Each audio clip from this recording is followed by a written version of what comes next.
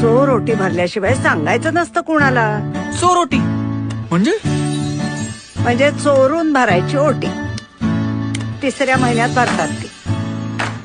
आणि कुणाला कळू नये ना म्हणून दिवे लागणीच्या नंतर भरतात ती.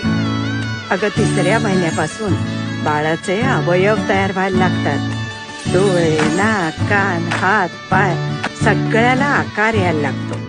बाळ स्थिरावतं म्हणून मग 3 महिने होईपर्यंत कुणालाच सांगायचं नाही.